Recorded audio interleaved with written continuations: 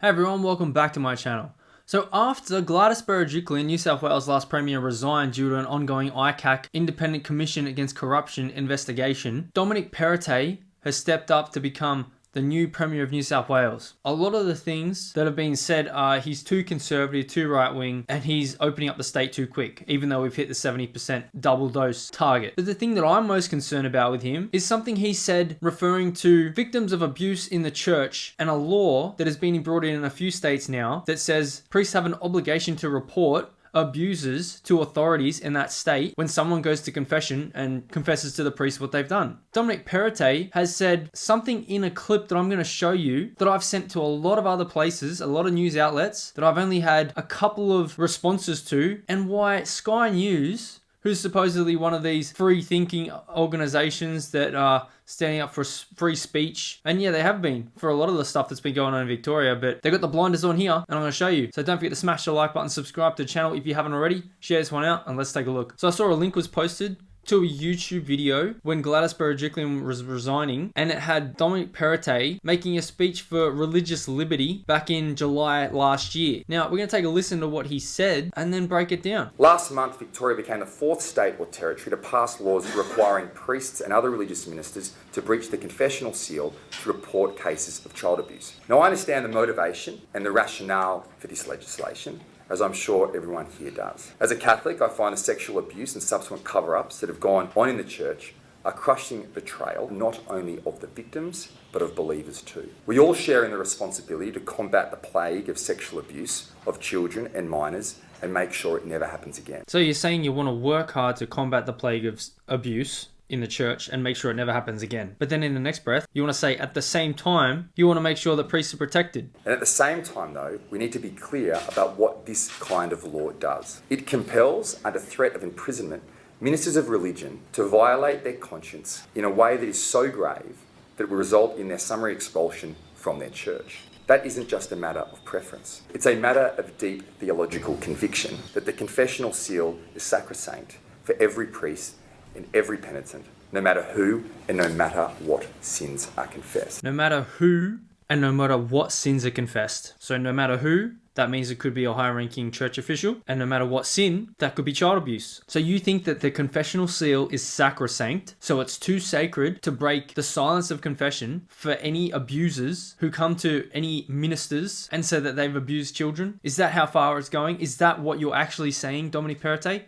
Are you kidding? And you're the Premier of my state now? Now, this was last year, but I haven't heard any update from this that he's said he doesn't stand by this comment anymore. I haven't heard that. All I've heard is Sky News and a bunch of others that are crying that he's being attacked and there's anti-Catholic sentiment. And you have Sky News here saying the backlash from the left. Now, I'm going to say I'm not overly left, I'm not overly right either, but I'll call things out on either side when I see them. And they say the backlash from the left over New South Wales Treasurer Dominic Perrottet's Catholicism is quite alarming. Now, some people might not agree with his religion because they just don't agree with it. I think you should be able to believe whatever you want as long as it's not impeding or infringing or affecting anyone else's rights or freedoms to go about their business doing their own thing. And this right here, this statement, no matter who or no matter what sins are confessed, 100% breaches that rule because it is totally infringing upon the rights of children in the church that have been abused by priests that want it out there, who may not be able to say anything because being an abuse victim is terrible and some people can never speak about it. But if you are saying that a priest should be able to keep it secret, overriding the law that they should break that seal, how the hell are you a conservative? Because let's look at his stance on freedoms when it comes to other issues. It is not up to the pleasure of the state to grant us our fundamental rights, only to recognise them. Our classical liberal freedoms of speech, thought, association and religion are inherent to who we are and cannot be removed by the stroke of a legislator's pen. It was for this principle that the individual is more important than the collective state, that the liberal West stood up to totalitarian regimes of the past.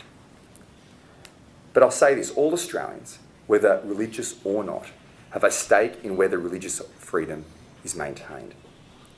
Because if this is the first fundamental right to fall, others will soon follow. The only issue here is that you believe the church's rights to be free from state intervention supersedes the rights of abuse victims. That's a bit of a conundrum for you, saying the government shouldn't impede on people's rights, but then you don't want the government to impede on the church's right. One of those rights, you believe, is to protect abusers. So you're going to have to work out what's more important, your church and your beliefs of that issue, or victims of abuse. This clip I put out on Twitter has had nearly 120,000 views. I have tweeted it underneath Daisy Cousins, who's regularly on Sky News. I've tweeted it to Rita Panahi, who's regularly on Sky News. Even Laura Jays, because I saw her say something before he was confirmed to be Premier, standing there with Andrew Clennell when they were outside Parliament House just before he was confirmed as Premier. Now listen to what she said. Dominic Perrottet is a Christian conservative. These are beliefs that guide him personally.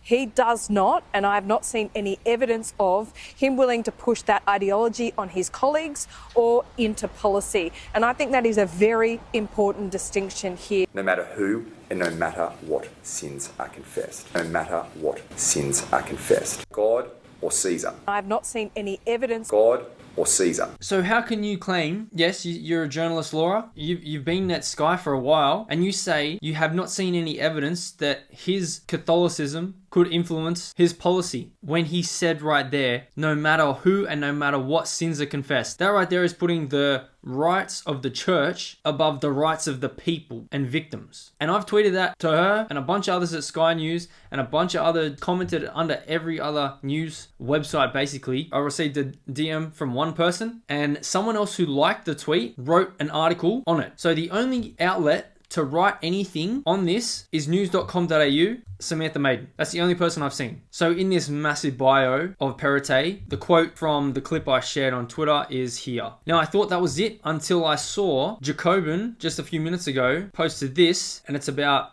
Gladys leaving and Dominic Perrottet coming in. And I saw in this article they've written, he was talking about a conservative spring involving Perrottet opposing laws that would force priests to report incidents of abuse in the church.